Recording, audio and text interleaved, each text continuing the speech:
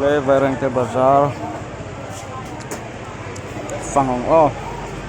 zoram kan thlengam ro tong kan hmangang chu ai kapi hoin tomen zuara tại hian step kan chonga tapo hian usai roll oma kan chau zelanga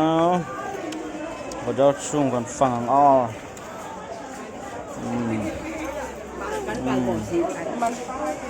copy ho chok na zor kan anang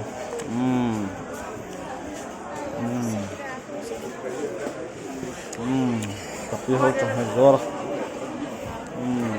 hay chok na tam ui oma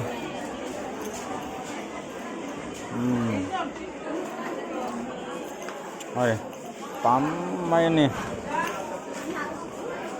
bay te bazar lo mulo tan hay anola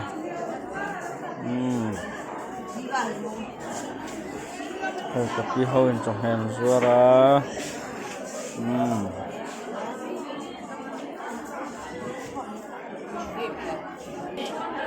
hay Australia na polo kala ni he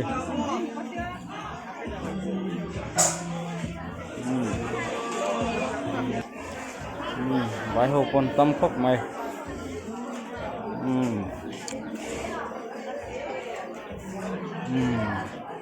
ơi